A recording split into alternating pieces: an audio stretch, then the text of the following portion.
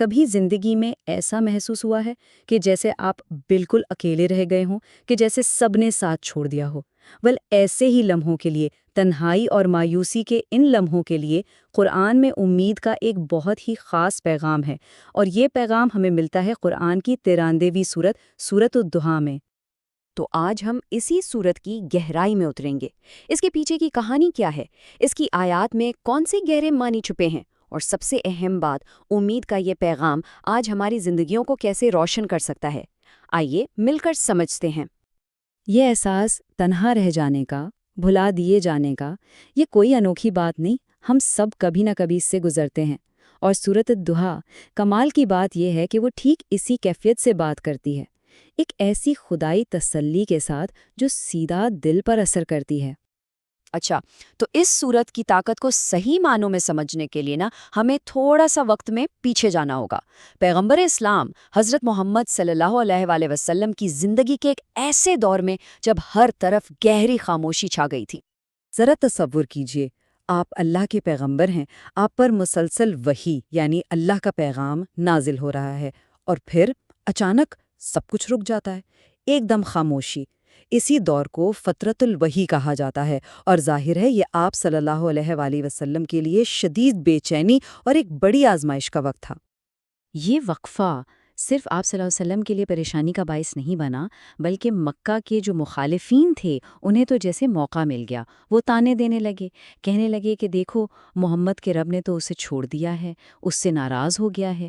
سوچیں، یہ باتیں آپ صلی اللہ علیہ وسلم کے دکھ کو کتنا بڑھا رہی ہوں گی۔ اور پھر اسی گہری تکلیف دہ خاموشی کو توڑتے ہوئے اللہ کا جواب آتا ہے، آیات کا ایک ایسا خوبصورت سلسلہ جو امید سے آسمان کو بھر دیتا ہے اور مایوسی کے ہر اندھیرے کونے کو روشن کر دیتا ہے۔ اللہ تعالیٰ اپنی بات کا آغاز دو بہت ہی طاقتور قسموں سے کرتے ہیں۔ سنیے، قسم ہے چاشت کے وقت کی، اور قسم ہے رات کی جب چھا جائے۔ یہ صرف الفاظ نہیں ہیں، یہ ایک گہری تسلی کا آغاز ہے جو ہر شک کو مٹانے والی ہے۔ اچھا، تو دن اور رات کی قسم کیوں؟ یہ صرف شاعری نہیں ہے، اس میں ایک بہت گہرا پیغام ہے۔ الضحیٰ یعنی صبح کی وہ روشن پھیلتی ہوئی روشنی، یہ امید کی علامت ہے، کلیئرٹی کی علامت ہے۔ اور اللیل یعنی رات کا سکون، وہ ٹھہراؤ اور رحمت کی نشانی ہے۔ اللہ تعالیٰ جیسے یہ کہہ رہے ہوں کہ دیکھو، ہر رات کے بعد دن آتا ہی ہے، ہر مشکل کے بعد آسانی ہے۔ ان قسموں کے بعد سورت کا اصل پیغام، اس کا دل سامنے آتا ہے، وہ الفاظ جو ہر خوف اور ہر پریشانی کو ختم کر دیتے ہیں۔ ذرا اس بوجھ کا تصور کریں جو یہ الفاظ سن کر نبی اکرم صلی اللہ علیہ وسلم کے دل سے اتر گیا ہوگا۔ نہ تو تیرے رب نے تجھے چھوڑا ہے اور نہ وہ بیزار ہو گیا ہے۔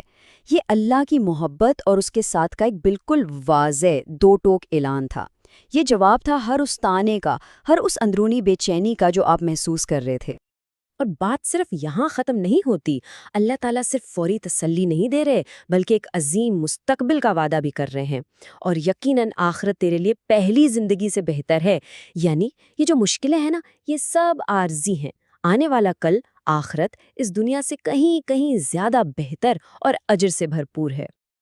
اب اس وعدے کو اور پکا کرنے کے لیے اللہ تعالیٰ آپ صلی اللہ علیہ وسلم کی توجہ ان کی اپنی ہی زندگی کی طرف دلاتے ہیں، انہیں یاد دلاتے ہیں کہ وہ ماضی میں بھی تو ان کا خیال رکھتے آئے ہیں، ان کی حفاظت کرتے آئے ہیں۔ یہ یاد دہانیاں ایک طرح سے ثبوت ہیں کہ جس رب نے ماضی میں کبھی اکیلا نہیں چھوڑا، وہ بھلا حال یا مستقبل میں کیسے چھوڑ سکتا ہے۔ تو آئیے دیکھتے ہیں کہ وہ 3 خاص انعامات کیا تھے۔ اللہ تعالیٰ یاد دلا رہے ہیں، کیا اس نے تجھے یتیم پا کر جگہ نہیں دی؟ جب آپ یتیم تھے تو کیا میں نے ہی پناہ نہیں دی تھی؟ اور تجھے راہ بھولا پا کر ہدایت نہیں دی؟ جب آپ راہ کی تلاش میں تھے تو کیا میں نے ہی سیدھا راستہ نہیں دکھایا تھا؟ اور تجھے نادار پا کر غنی نہیں بنا دیا؟ اور جب آپ ضرورت مند تھے تو کیا میں نے ہی آپ کو غنی نہیں کیا تھا؟ یہ سوالات دراصل اللہ کی مسلسل رحمت اور شفقت کا اقرار ہے۔ یہ آیات اللہ اور اس کے پیغمبر کے درمیان اس گہرے ذاتی تعلق کی ایک بہت ہی خوبصورت مثال ہیں۔ یہ بتاتی ہیں کہ اللہ کا ساتھ ہمیشہ سے تھا۔ تو جب تسلی مل گئی اور پرانی نعمتیں بھی یاد دلا دی گئیں، تو اب سورت کا رخ ایک بہت اہم سوال کی طرف مڑتا ہے۔ کہ ان نعمتوں کا شکر عملی طور پر کیسے ادا کیا جائے۔ یہاں پیغام یہ ہے کہ سچی شکر گزاری صرف دل کا احساس نہیں بلکہ ایک عمل ہے۔ It's about action. یہ اس بارے میں ہے کہ جو سکون اور نعمتیں ہمیں ملی ہیں انہیں ہم آگے دوسروں تک کیسے پہنچائیں۔ اور یہ ہدایات دیکھیں کتنی خوبصورتی سے انہی نعمتوں سے جڑی ہیں جن کا ذکر پہلے ہوا۔